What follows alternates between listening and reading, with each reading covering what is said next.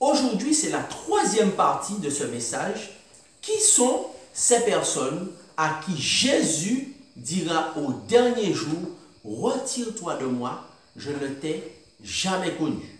Et pourquoi? Inclinons la tête pour la prière. Notre Dieu, notre Père, dans ta grande bonté, tu nous révèles, Seigneur, des secrets. Tu nous révèles ta volonté. Visite-nous par ton Saint-Esprit et éclaire-nous. Nous t'en prions. Au nom de Jésus-Christ et pour sa gloire. Amen. Le Seigneur ne veut qu'aucun homme ne soit perdu. C'est pourquoi le Seigneur nous parle. Et il nous montre dans la Bible, dans sa parole, qui sont ces personnes à qui, malheureusement, avec tristesse, il dira, retire-toi de moi, je ne t'ai jamais connu au dernier jour. Alors, parmi ces personnes, il y a les religieux. Pourquoi les religieux? Parce que l'esprit de Jézabel utilise ces religieux dans les églises, parce qu'ils sont conduits par l'esprit de Jézabel. Voilà pourquoi Jésus va leur dire, je ne t'ai jamais connu. Pourquoi? Parce que je n'ai pas eu cette relation personnelle et intime avec toi, alors que tu étais sur terre. Alors, où est-ce que nous trouvons cela? Où est-ce que c'est écrit? C'est écrit dans le livre de la Révélation, au chapitre 2, Apocalypse chapitre 2, au verset 18. Il est écrit à l'ange de l'église de Thyatire, voici ce que dit le Fils de Dieu, celui qui a les yeux comme une flamme de feu et dont les pieds sont semblables à de l'airain ardent. Je connais tes œuvres, ton amour, ta foi, ton fidèle service, ta constance et tes dernières œuvres plus nombreuses que les premières. Mais ce que j'ai contre toi, c'est que tu laisses la femme, Jézabel, qui se dit prophétesse, enseigner et séduire mes serviteurs pour qu'ils se livrent à l'impudicité et qu'ils mangent des viandes sacrifiées aux idoles. Apocalypse 2, verset 21. Je lui ai donné du temps. Le Seigneur Jésus est en train de nous donner du temps, est en train de nous parler. Je lui ai donné du temps, dit le Seigneur Jésus, afin qu'elle se repentît. Et elle ne veut pas se repentir de son impudicité. Au verset 22, voici, je vais la jeter sur un lit et envoyer une grande tribulation à ceux qui commettent adultère avec elle, à moins qu'ils ne se repentent de leurs œuvres. Je ferai mourir de mort ses enfants et toutes les églises connaîtront que je suis celui qui sonde les reins et les cœurs et je vous rendrai à chacun selon vos œuvres. Le Seigneur déclare que toutes les églises connaîtront qu'il est celui qui sonde les reins et les cœurs. Ça veut dire que le Seigneur s'adresse non pas à une seule catégorie de chrétiens, mais à tous les chrétiens, n'est-ce pas? Donc par conséquent, ici, le Seigneur Jésus-Christ parle justement de ceux qui sont en grand danger, parce qu'il s'il continue dans cette voie, il sera obligé de les mettre dehors au dernier jour. Ce sont ceux, n'est-ce pas, qui sont des religieux, mais qui sont dans la religion, mais qui sont conduits par l'esprit de Jézabel, n'est-ce pas? Parce qu'en réalité, Jésus-Christ dit, je n'ai pas eu cette relation personnelle et intime avec toi, alors que tu étais sur la terre. Tu étais conduit, dit Jésus-Christ, non pas par mon esprit, mais par l'esprit de Jézabel. Eh bien, ces religieux, ils aiment parler fort, ils aiment aller à l'église, ils aiment occuper les meilleurs postes dans l'église. Ils n'ont pas compris quelque chose. Qu'est-ce qu'ils n'ont pas compris? Ils n'ont pas compris que Jésus a dit, là où 2 ou 3 sont rassemblés en mon nom, je suis au milieu d'eux par le Saint-Esprit. Ils n'ont pas compris cette parole du Christ. Ils n'ont pas compris que Jésus-Christ recherche de vrais adorateurs, qu'il adore en esprit et en vérité. Qu'est-ce que cela veut dire? Cela veut dire qu'il ne suffit pas d'aller à l'église pour adorer Dieu, mais notre vie entière doit être une vie d'adoration à Dieu, une vie de consécration, quel que soit là où nous nous trouvons. Notre vie doit être conduite et soumise au Saint-Esprit et soumise par le Saint-Esprit. En effet, les religieux s'imaginent, n'ont pas compris ces choses. En fait, les religieux qui ont été séduits par l'esprit de Jézabel et qui sont conduits par l'esprit de Jézabel, n'est-ce pas, s'imaginent que le fait d'être en poste dans les églises, n'est-ce pas, que l'adoration pour eux, l'adoration à Dieu se résume aux choses religieuses, se résume aux cérémonies religieuses, se résume à ce qui se passe dans le cercle des églises, dans le cercle des assemblées. Ils n'ont pas compris que là où 2 ou 3 sont réunis, Dieu est au milieu d'eux. Ça veut dire que partout où ils sont regroupés par 2 ou 3, que ce soit dans le cercle familial, que ce soit dans un cercle amical, eh bien, ils sont dans une situation d'adoration. Ils n'ont pas compris que l'adoration n'est pas réservée uniquement à ce qui se passe à l'église. Alors, où trouvons-nous cela? Eh bien, nous trouvons cela dans la parole de Dieu, bien sûr. Dans la première épître aux Corinthiens, au chapitre 10 et au verset 31, il est écrit « Soit donc que vous mangiez ». Donc, dans le domaine de l'alimentation, de la nourriture. « Soit donc que vous mangiez ». Soit donc que vous buviez dans le domaine de la boisson, soit que vous fassiez quelque autre chose, c'est-à-dire dans tous les domaines de la vie, faites tout pour la gloire de Dieu, et je dis amen à cela. Ce texte est fondamental et se trouve dans la première lettre aux Corinthiens, la première épître aux Corinthiens, au chapitre 10 et au verset 31. Et nous montre justement ce que c'est qu'un vrai adorateur. Quelqu'un qui est conduit par le Saint-Esprit. Quelqu'un qui est soumis au Saint-Esprit et par le Saint-Esprit. Soumis au Saint-Esprit en toutes choses. C'est lui qui est le vrai adorateur. C'est-à-dire qu'il a compris que manger également, que quand il mange, eh bien, il montre qu'il est un adorateur dans ce qu'il mange. Qu'il est à l'écoute du Saint-Esprit pour savoir si ce qu'il mange est pour la gloire de Dieu. Ou si ce n'est pas pour la gloire de Dieu, c'est pour la gloire de qui? Pas seulement pour la gloire de l'homme, mais malheureusement pour la gloire de Satan. Cela signifie qu'il y a des choses que l'on considère comme des aliments et qui ne sont pas pour la gloire de Dieu, mais pour la gloire de Satan. Cela signifie qu'il y a des boissons qui sont bues par la foule, mais qui ne sont pas pour les vrais adorateurs. Parce qu'ils ne sont pas à la gloire de Dieu. Mais s'ils ne sont pas à la gloire de Dieu, il n'y a pas 36 chemins.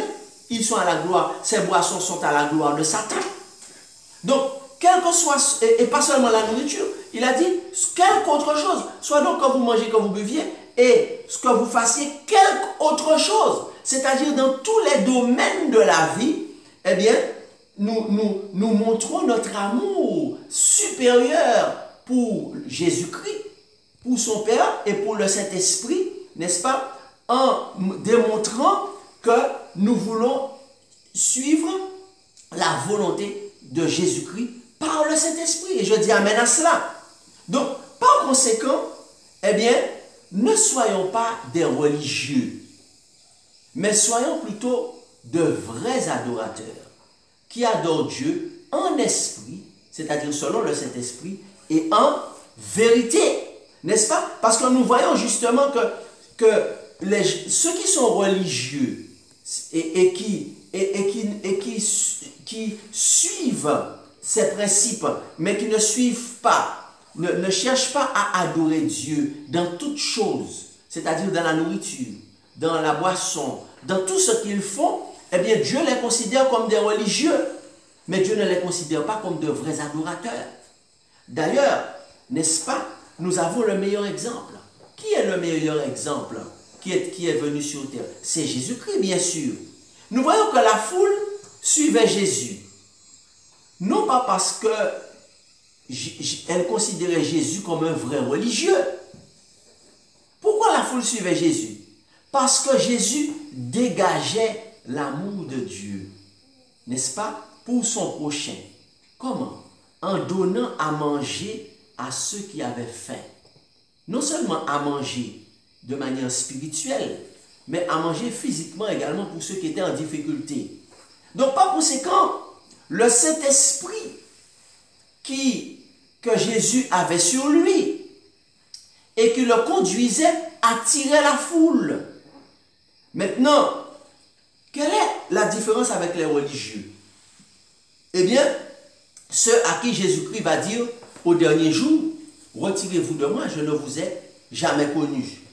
Eh bien, quelle est la différence entre les religieux et Jésus-Christ? Voilà une question fondamentale sur laquelle on doit méditer. Comme on a vu dans 1 Corinthiens 10, 31, que ce que Jésus demande, ce sont des adorateurs, pas des religieux. Dans Jean chapitre 4 également, il dit que le Père recherche de vrais adorateurs. Est-ce que Jésus dit le Père recherche de vrais religieux? Ceux qui suivent la religion? Non, Jésus-Christ dit que le Père recherche ceux qui suivent Dieu, ou l'exemple de Jésus-Christ qui était un vrai adorateur. Amen. Alléluia. Merci Seigneur de nous conduire dans toute la vérité. Le Saint-Esprit a été envoyé pour nous conduire dans toute la vérité. Donc, quelle est la différence entre les religieux et les vrais adorateurs, ou entre les religieux et Jésus-Christ? Soyons attentifs. Ils n'ont pas le même rôle. Le rôle des religieux, c'est de combattre les sanctifiés, parce que les religieux sont poussés par l'esprit de Jézabel. Les religieux suivent la religion au lieu de suivre Christ. Donc par conséquent, le rôle des religieux, c'est de combattre les sanctifiés. Alors que les religieux sont poussés par l'esprit de Jézabel pour le faire. Les religieux suivent la religion, mais le rôle des sanctifiés, c'est de suivre Jésus-Christ à travers le Saint-Esprit. Je dis amen à cela. Amen, alléluia. Le Seigneur, qui d'autre le Seigneur va-t-il mettre dehors? Et va-t-il dire au dernier jour, retire-toi de moi, je ne t'ai jamais connu. Et pourquoi? Le Seigneur va mettre dehors au dernier jour, soyons attentifs, ceux qui écoutent le message de la foule, au lieu d'écouter le message de la sanctification. Car il est écrit cela dans la Bible. Où est-ce que c'est écrit cela? Prenons nos Bibles, puisque c'est sola scriptura, c'est la devise des enfants de Dieu qui sont dans la sanctification. Nous voyons cela dans... Où est-ce que c'est marqué que le Seigneur va mettre dehors ceux qui écoutent le message de la foule, au lieu d'écouter le message de la sanctification? Nous trouvons ça dans la deuxième lettre écrite à Timothée. Donc, 2 Timothée, n'est-ce pas, au chapitre 4. Donc, 2 Timothée au chapitre 4, n'est-ce pas? Alors, nous trouvons cela à partir du verset 3. Nous lisons.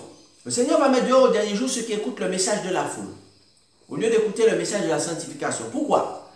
Car il viendra un temps où les hommes ne supporteront pas la saine doctrine.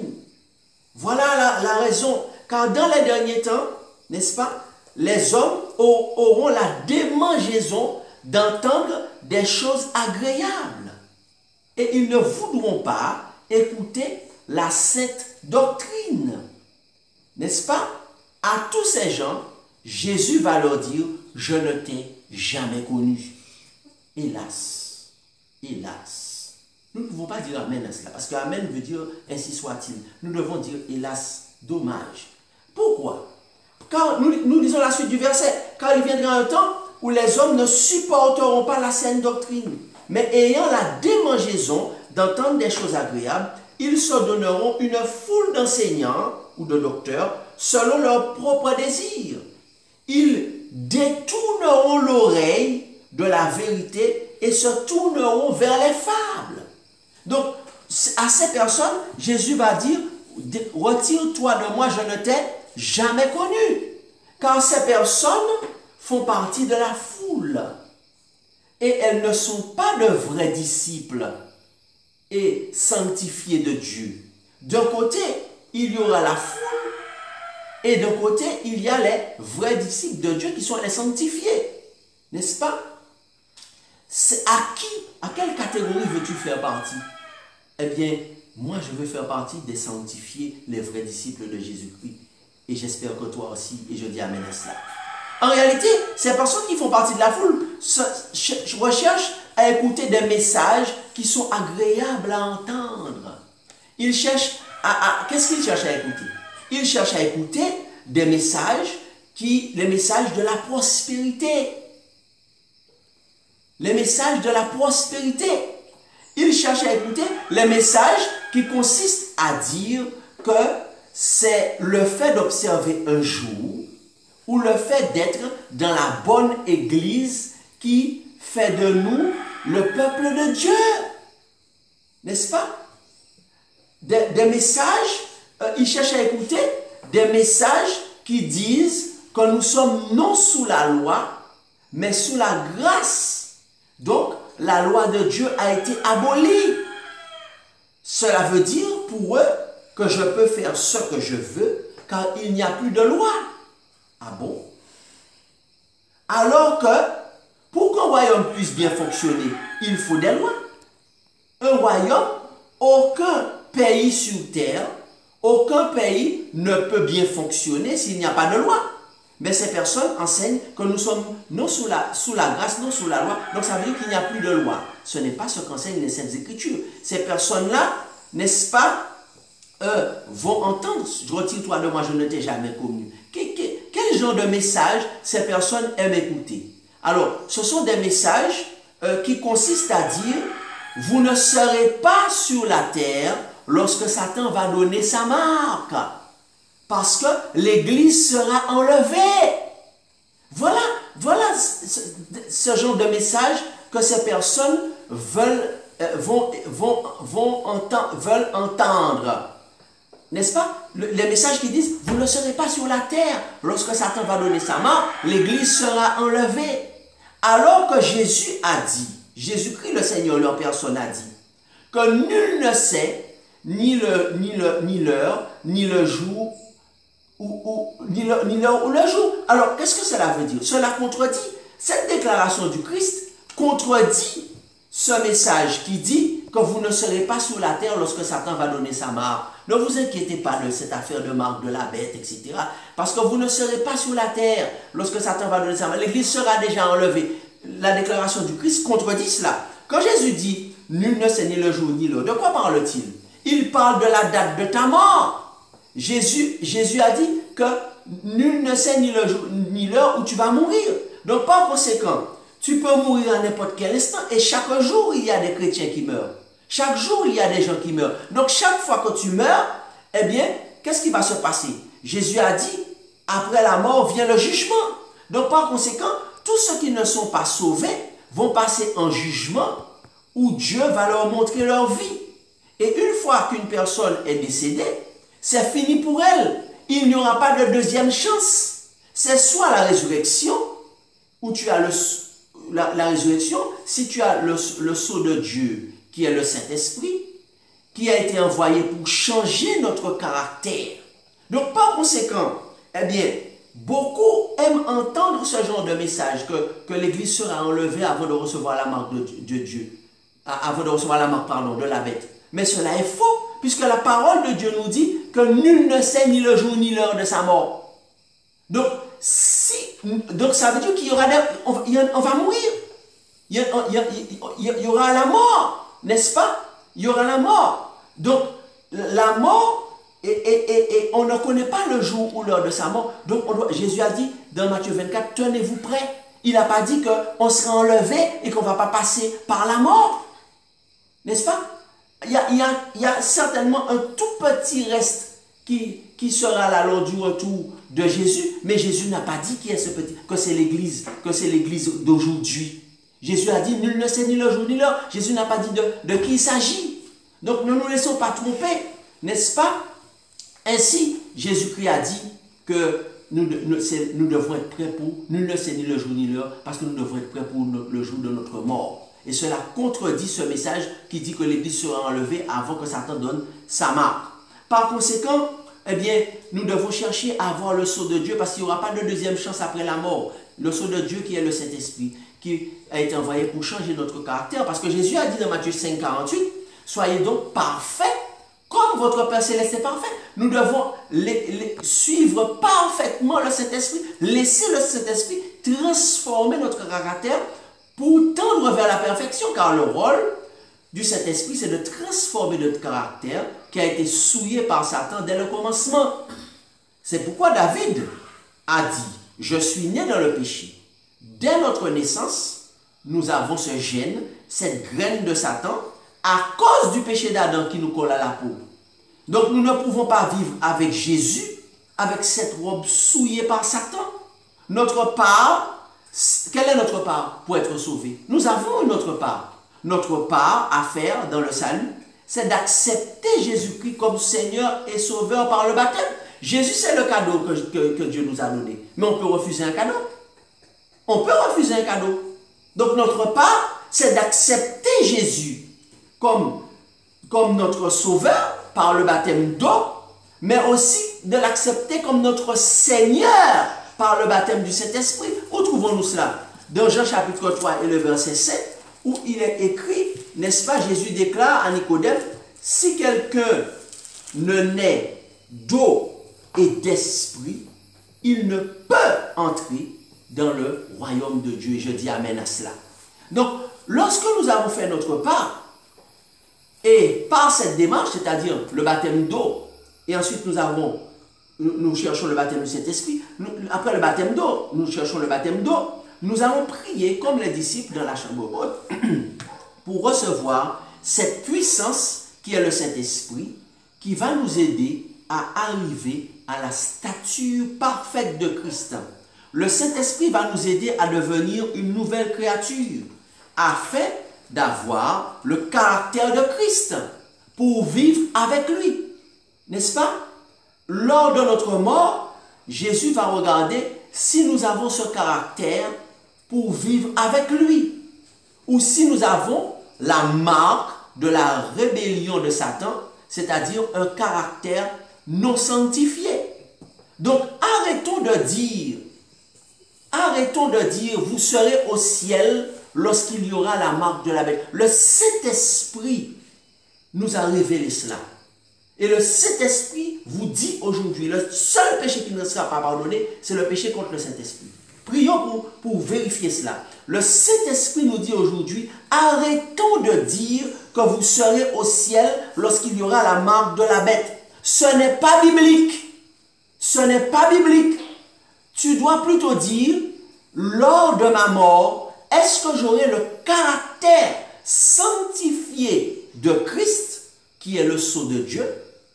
C'est ça le sceau de Dieu.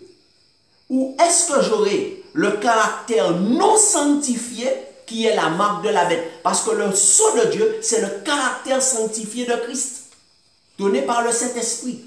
Et la marque de la bête, c'est le caractère non sanctifié de Satan, non transformé de Satan. C'est cela la marque de la bête. Donc, par conséquent, eh bien, pour ne pas faire partie de ce groupe de personnes à qui Jésus-Christ va dire, retire-toi de moi, je ne t'ai jamais connu, eh bien, il faut dire, Seigneur, Seigneur, où tu voudras, je veux te suivre. Saint-Esprit, où tu voudras, je veux te suivre. Agneau de Dieu, conduis mes pas.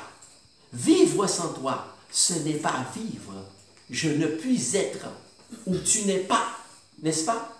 Parce que je veux t'adorer en esprit et en vérité. Je veux écouter tout ce que le Saint-Esprit me dit. Je veux suivre le Saint-Esprit et non pas la religion. Je veux suivre toute la vérité car le Saint-Esprit a été envoyé pour me conduire dans toute la vérité. Où tu voudras, je veux te suivre.